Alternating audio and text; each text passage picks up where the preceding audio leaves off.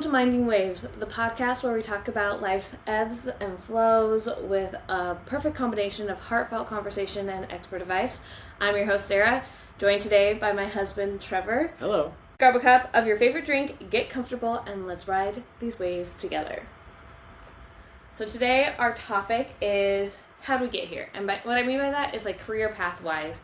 How the hell did we get here? I don't think people talk about enough how they got to the position they're in. We both started in very different places where I had no idea what the hell I wanted to do with my life. And you had a very strict plan. So we're going to start off with Trevor. Tell us a little bit about your career path. Career paths are interesting because I kind of view them as a roller coaster with all the twists and turns, but you're riding it for the first time. So you have expectations and desires for what you want it to be. And then that first loop hits you, or that first, sidewinder, twist and turn, and you're just not expecting it. And in the moment, your expectations change very quickly, and they kind of fluctuate. I had this this straight line of this is what I'm going to do. I'm going to do this, then this, then this, then this. This is my eventual goal, my dream. And then that first loop hit me. And it's just been wobbly, dead fish ever since.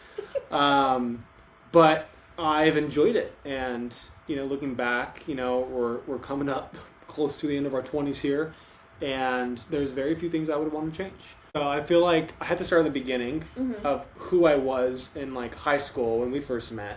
Let me paint the picture. You got this nerdy baseball player who is walking around campus with a stats book in his hand constantly. I was known as the guy with the stats book. I did not know this, just for reference. Really? You didn't know this? No. Oh, yeah, no. Well, yeah, I guess this was the year before we started dating, because I took 6 AP classes in high school. I took AP Stats, AP Micro and Macroeconomics, AB Calc, and then BC Calc, and AP Biology. Well, different levels of difficulty and enjoyment, but I did enjoy all of them.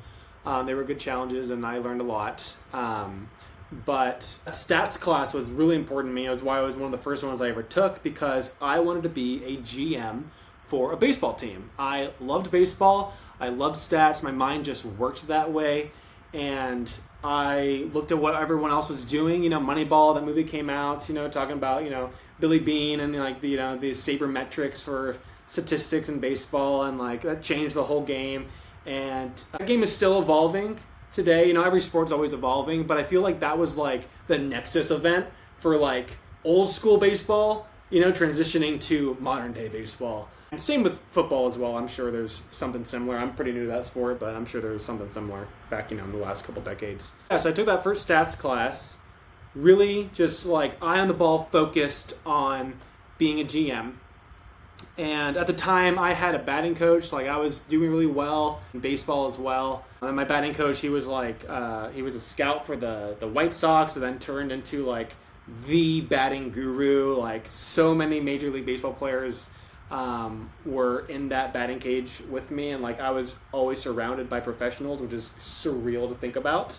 But I had a legitimate chance until I realized that I'm not poor, but I'm not rich.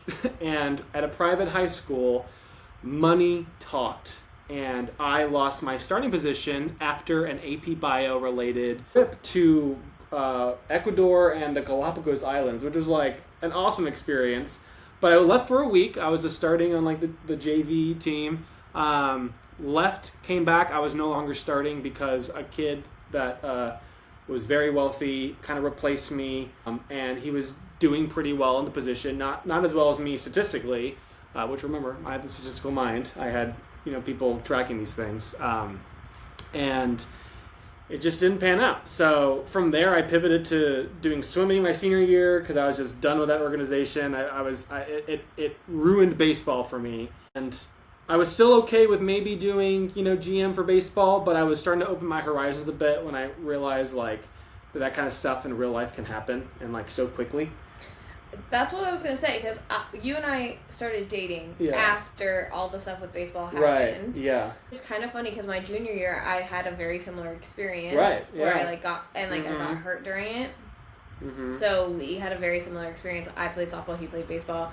we didn't actually date each other while Yeah, either of us was yeah. playing, which is the crazy part. Mm-hmm. But I remember when we first started dating, you're like, Moneyball, that is what I want to do. Like, you were Yeah. still into it, and then you had steps on how you were going to get there. Yeah, I mean, so I knew it was going to be a stats and math-based approach, but then I took economics, and that really opened it up. I had a great teacher, still love that guy. Still get lunch like once a year. And he was invited to our wedding. He was invited to our wedding. Like, love it. Shout out to you know who you are.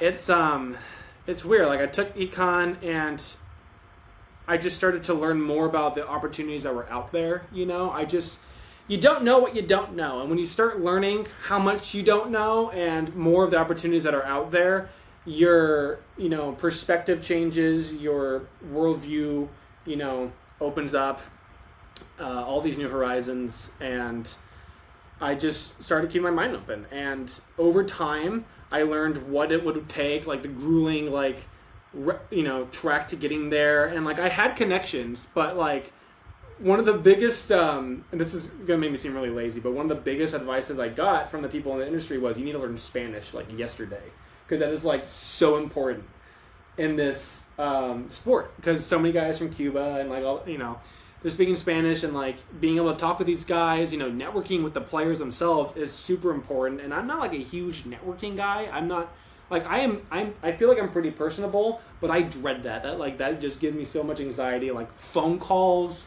meeting with people, and like the future of your organization depending on these meetings. I'm not built for that. Like I'd be a good analyst, but I started learning that GM is just not like, I'm not built for it, and that's okay.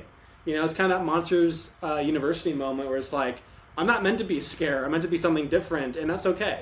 Like being a coach is like completely different than being a GM. It's like, I could be a coach. So all these things start opening up, and economics, math, and statistics were, my bread and butter. Those are the things that were propelling me through school and like, preparing me for life. So going into college, I was very focused. I had not a zero social life, but a minimal one. I had a tight-knit group of friends, and they're still there.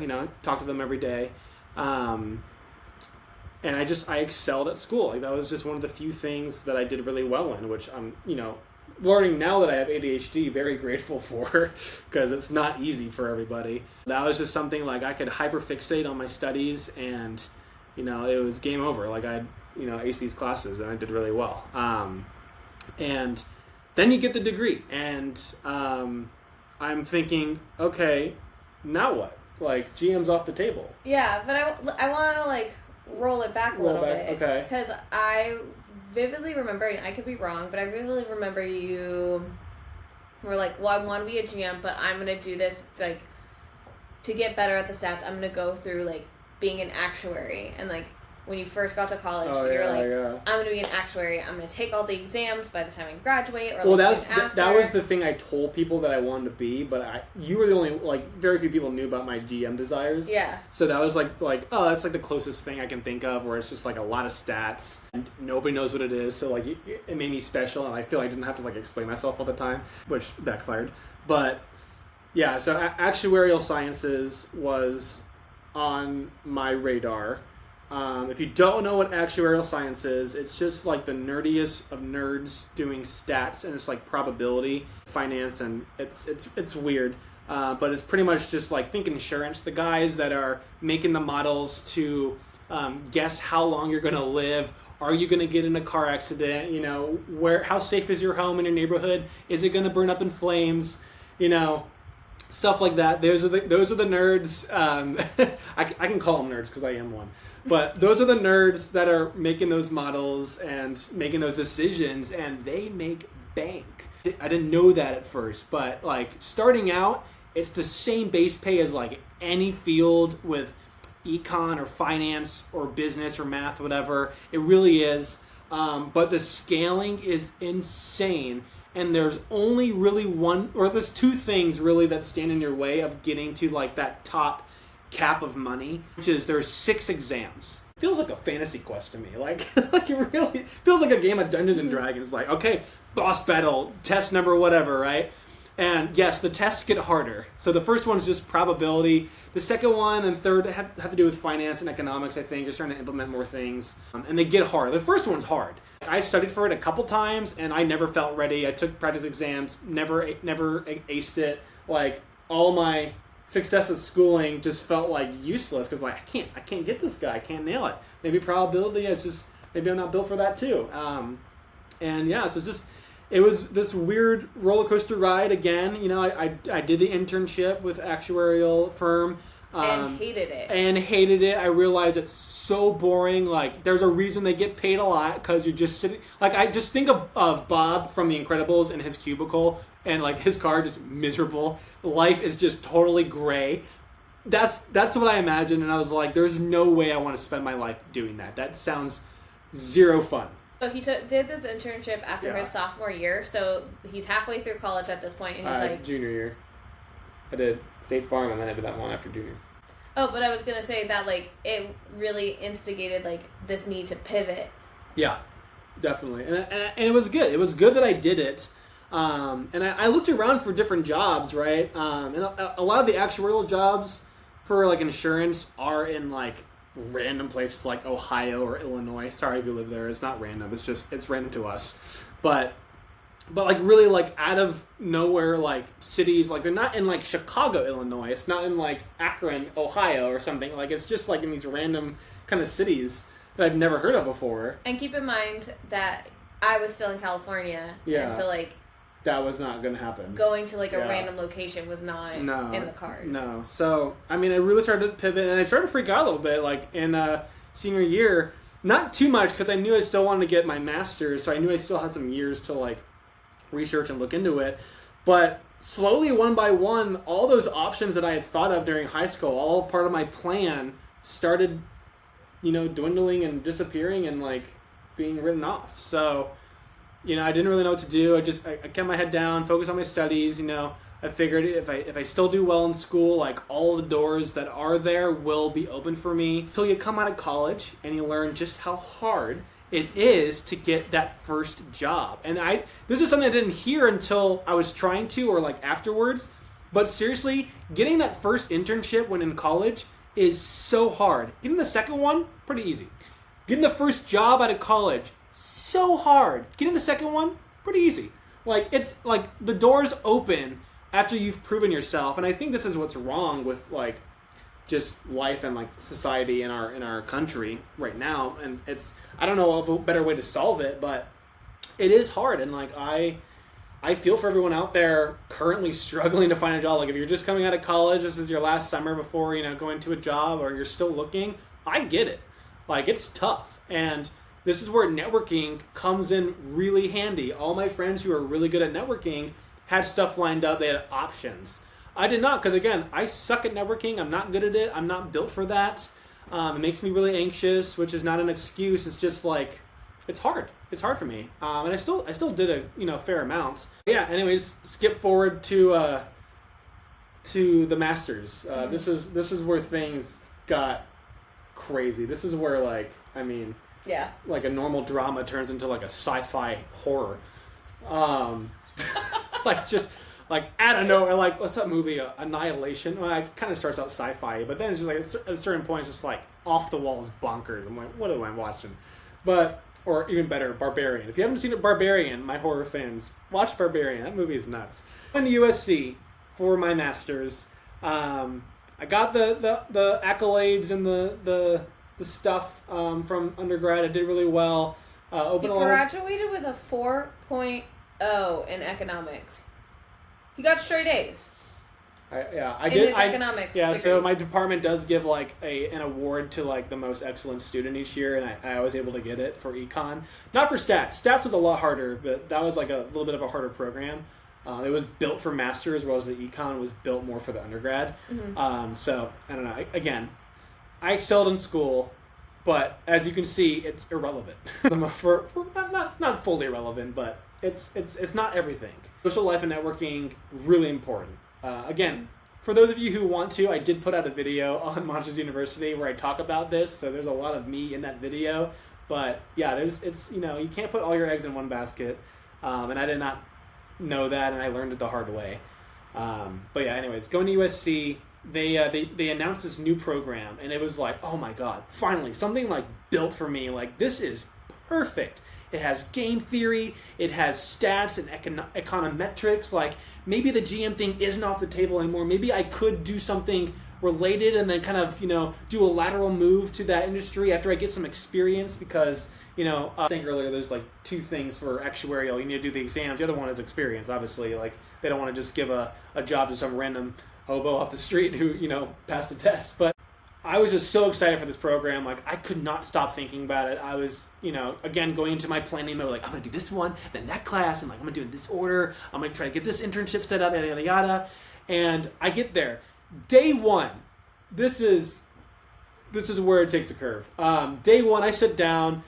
Everyone's a little bit older than me, and like, that's fine. Like, I know I'm a little bit ahead of, the program in terms of this. And I've also been prepared by some other master's students at my undergrad back at SMU, where they say, there's like going from undergrad to graduate is like this big step, naturally from like high school, like from each grade to the next, going into college. It's pretty much one step. Going from undergrad to master's is like this huge bound that no one tells you about. Luckily, I had a student that warned me about it, but I was, I wasn't sure if that was going to happen for me. I wasn't sure of like how rigorous or how hard USC would be compared to SMU. It's harder. But I mean, top 50 business school to top 10, it's like, yeah, it's harder. Yeah, I'm sitting down first day, I'm seeing these older students. I'm like, okay, I can do this. Like, I've got this. Like, I've got the tools in my back pocket. I'm ready for this. Whatever curveball they throw me, like, I'll figure it out. It'll be fine. And it's not like you took the summer off. Like, you were studying that entire summer. I was studying for like, a lot of it, because I didn't want to be caught off guard. And I was also trying to find like jobs and like, again, find those doors that would be open to me afterwards. Or, professor walks in. There's like, this is the setup. There's like this huge whiteboard in front, and it's kind of like one of those ones where there's a divider. So it's like there's two boards, but there's also kind of a third that slides. And then there's like a big one on this side and a big one on this side. Like, imagine like a hexagon. That was our room. And yeah, or maybe it was more like a trapezoid, because there was like a flat back. Anyways, there's three sides, all whiteboard. The back is a wall. This guy covers the entire thing in like 10 to 20 minutes. I am writing down vigorously these notes, like everything he's saying and writing. And he's thick Persian accent, by the way, so I didn't understand a lick of it. But I'm doing my best, and these guys in this classroom, they're just nodding like, oh yeah, of course, yeah. And the stuff on there, I swear to God, could have been an alien language. I'd never seen any of this before.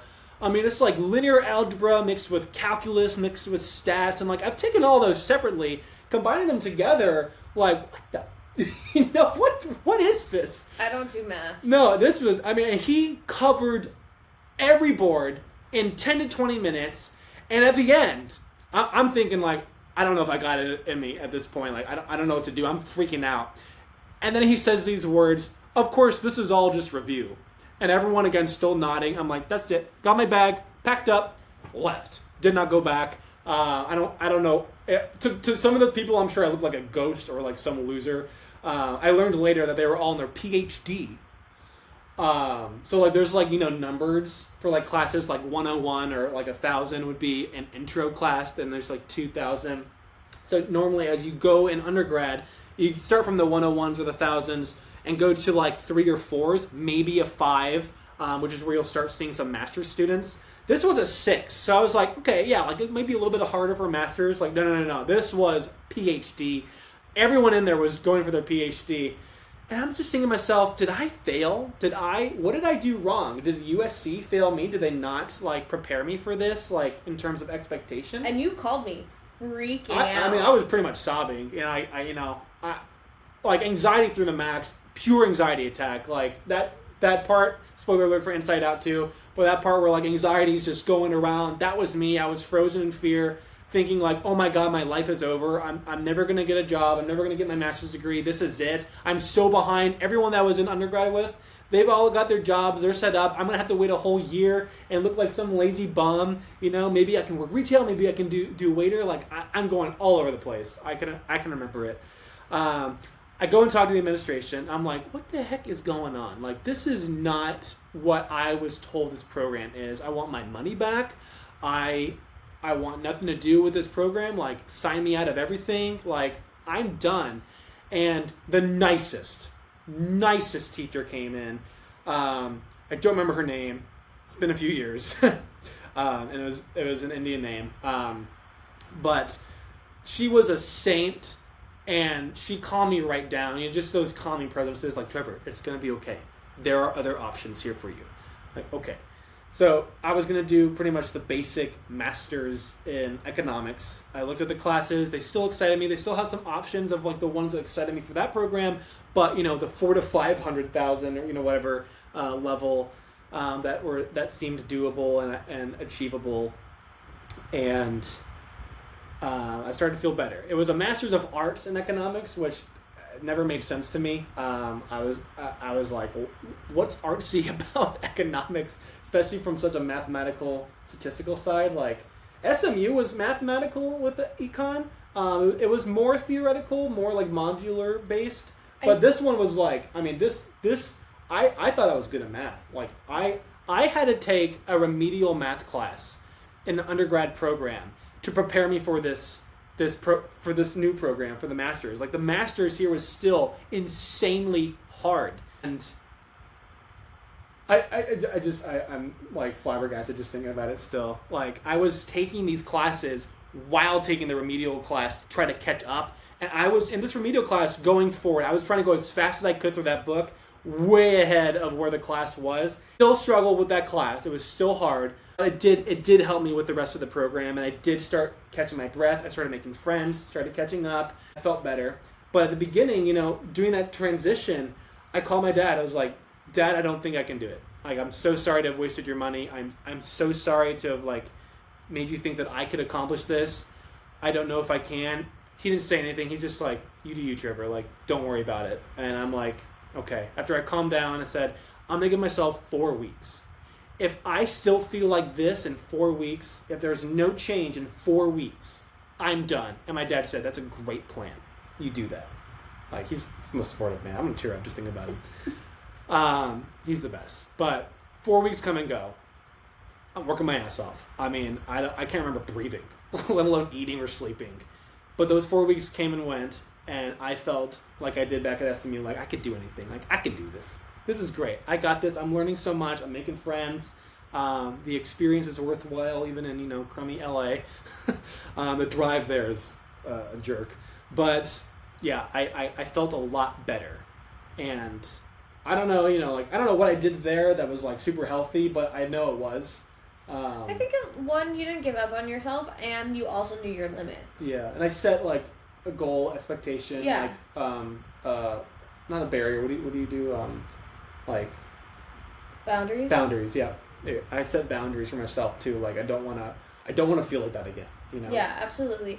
And you also didn't let that keep you from pursuing what you wanted. Right. You didn't run away. You didn't just right. F this. Yeah. You navigated it in a way that felt good to you at the time. Yeah. Come to find out that that was a brand new program that they had started. It was a brand new program, yeah. And everyone else who was in that program did the same exact thing he did. And luckily, it was God's path for me. They changed it from a Master's of Arts to a Master's. Just Masters of Applied Economics and Econometrics, which just sounds rad. I love explaining that to people. So I still get a little bit of that prestige, that eliteness with my degree that I definitely worked really hard for, insanely hard. I remember because we're a little offset when I was graduating. Mm-hmm. You had finals the next week. Yeah. And so Your dad drove you down so you could study. You came to the graduation, came to lunch, and then had to go home. Yeah. It was nuts. I really did study more than I ever have in my life. But thanks to you, my parents, I had the support I needed, and I had the space. People just gave me space, gave me the time I needed, and I got it done. And you got it done in a year and a half. His program was a year and a half. Yeah, it was a year and a half. A lot of people do it in 2. Some people do it in 1. I was kind of right down the middle. I was like, this is the perfect amount. I took 3 classes per semester. It was perfect. Yeah, but And so graduated in December of 2019. So there's a couple things going on here. Throughout the program, I'm thinking, okay, so what can I do with this degree? I've been ingrained since I was a toddler that like I need to get an advanced degree because my dad just really believed in education, which, hot take, it's kind of a scam. But putting that aside, I've been so dead on at getting that master's. I never really cared for a PhD or anything extra. Like, this is what I wanted. And I'm coming up to the end of it, and I'm finally thinking, like, well, what next? Like, this has been my life. My whole life for 20 years. And like, at this point, you've done 23 years. Yeah, 3 different internships. 3 different internships. In 3 completely different areas. Because it was insurance, underwriting, actuarial, and then finance, planning and analysis, FP&A.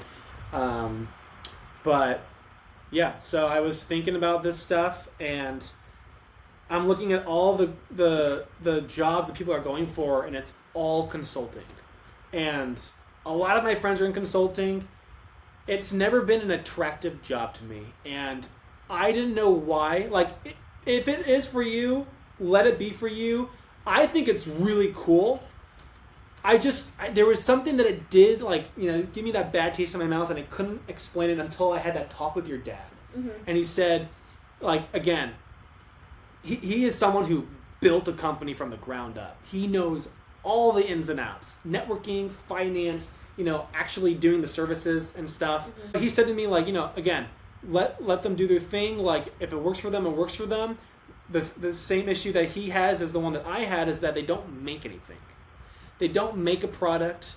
They're not doing really a service other than helping other companies with products. And this is kind of, marginalizing them and, like, generalizing that field. But for the most part, that really is what it is. They go into companies to either make good companies better or companies that are struggling not struggle. And there's 3 main avenues that they do it with. They say they have all these options. There's really 3. Won't get into it, but yeah. So I realized the issue is that there's not something that they have that I could tangibly attach myself to and, like, feel this pride in. Mm-hmm. There's the analytics, there's the helping people. It's really cool. I would have enjoyed it for those aspects, but we would have been on, the payroll of a different business, every project. It's constantly changing, with which I like, and some people like. It's kind of a mixed bag for me. I think you you like changing it up, like not doing the same thing every day. Yeah. But you also thrive in stability. I love stability. So, like, not knowing what your next project was, or like, right. So finding a job where there's, like, monthly, daily, weekly things to do, mm-hmm. but also, like, that project to make things better, kind of doing your own consulting work, that's a job that excites me. Mm-hmm. And so, coming out of school, a great undergrad degree, a few degrees, because I had 2 bachelors of science and a minor, and I had a master's in applied economics and econometrics. Like, in my mind, that's a really attractive candidate for almost any math-related job, and I struggled to find one anywhere just in Southern California. It was really hard. I applied to, like, 300 places. I got a few interviews. Some went well, some didn't, but they just didn't pan out. So I reached out to, not your dad, but who would have been my boss if I went back to that internship at her dad's company. And I didn't want to, like, depend on her dad, who, was running this company. I wanted to do it in the most legit way I could, if it was kind of a cop-out. And I got it. Luckily, they loved me from the internship, and, they were happy to have me back and, teach me the ropes. And, looking back on it, it's not a cop-out. Like, that was the one really strong networking opportunity that I had made, even if it is through dating and then eventually marrying you. It was a legitimate thing that I made. And it was the only space in which you networked here. Like, the problem also was, like, you had a huge network back in Dallas. Right. So it's like, you also really struggled because you're like, if I was in Dallas, I'd have a job. Like, I'd have 5 jobs lined up. Like, yeah. USC has a great alumni and great networking program. Like, they do help their own, but there's also a lot of them. Yeah. So, like, I was still competing with other USC alumni in the area, and yeah, it's just it would have to be in California for, like, to get the the most of it. Yeah. And SMU would have to be in Texas or Dallas. But yeah, you know, and also looking back, like, to kind of finish that thought, if I had been really bad at that job, and I wasn't great starting out, but if I had been really bad or just been someone who's really hard to work with, I'm sure your dad and everyone would have been like, Trevor, find somewhere else. You know, cordially, you know, screw off. But I think, you know, I think it worked out really well. And then again, from that first job, all the options started opening up. And the USC connections, like, people are reaching out weekly now. And, you know, with the time experience and just putting in the work and the years in, you know, I feel like I could go anywhere now and find something and, like, feel stable. Mm-hmm.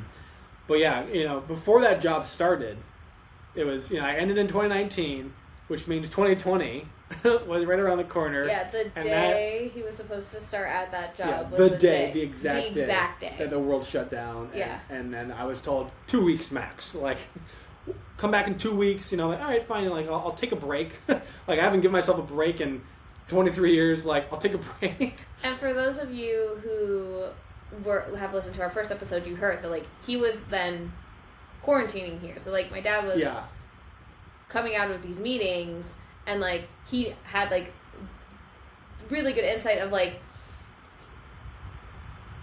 2 weeks max, a month max, and, like, every time... Yeah, it just got longer and longer. Yeah, but every time, like, your boss was, like, going to be like, oh, it's fine. Right. You would go to my dad and be like, hey, this is a bad look. Like, I'll start when you guys are ready for me. Like, take that step back. Yeah.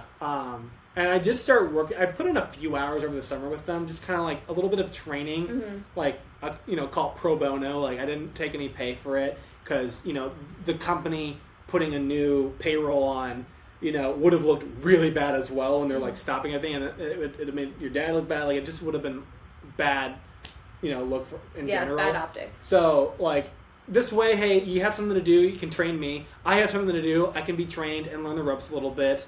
And I'm not going to be making money either way. So, like, it's a win-win. And, like, it's not a full-time gig. It was just, you know, a couple hours here and there. But it did help. And at a certain point, I was like, all right, look, like, either the world's like this forever and I'm not going to get a job, or you're going to have to hire me at some point.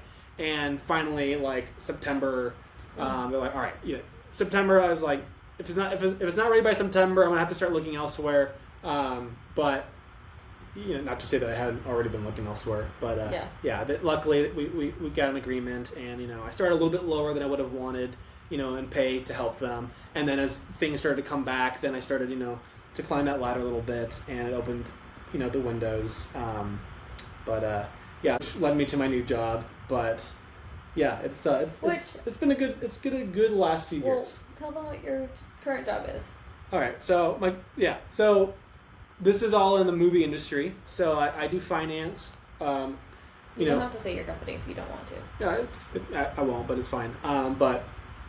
So I was with your dad's company, which is production. So they do the studios and, like, the lighting and grip. You know, pretty much all the equipment you need to make a movie, like screens, props, all this stuff, except for cameras, because that's its own thing. It's its own thing. You know, that technology is always evolving, so, like, don't even touch it, which fair.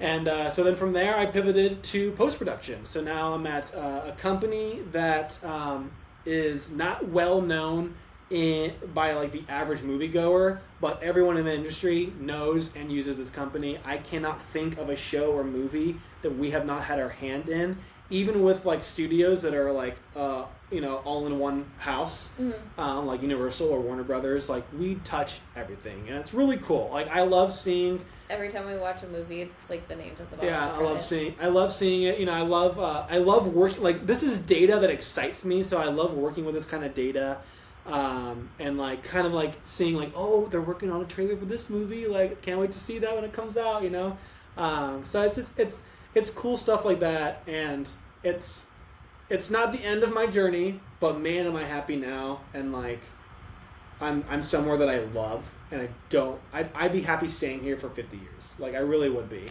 Moving up a few slots would be great, but yeah, it's It's the path that God had for me. I'm sure there's more in store, but for right now, not even in my 30s, like this is a great place to be, and like, you just gotta trust the process, I guess. Yeah, and it's fully mostly remote, which you love. Yeah. I mean, it's pretty much full remote. We go into the office like for meetings, maybe once a month, which works great for me because you can do laundry, without anybody batting an eye, do some household tasks and not constantly be glued to the screen, which at work it's just not healthy for us. So I like being able to step away, go to our backyard, read a few pages of a book or something, it's like the healthiest job. It's the best one. It's something that I was built for. Mm-hmm. And like, starting from a place like, oh my God, I don't know what to do, to I found my people, I found my place. Again, I'm sure there's new chapters of my life coming up, but for right now, like this is where I'm meant to be. Yeah, absolutely. Yeah. And I think that goes along with this exact thing of you don't know where you're going to go, you don't know what it's going to be like. You thought you had this exact path and this thing planned out, and you couldn't even have pictured the job you have now or the life you have now. Yeah. So don't put yourself in the box. It's okay to let life take you where it's going to be. Yeah. However, you have heard us talk enough for today. So heard me talk enough. So here's part 1, and in part 2, we'll talk about my journey. Yes. All right. Excited for that. Thanks. All right. We'll see you next time. Bye. Bye, everyone.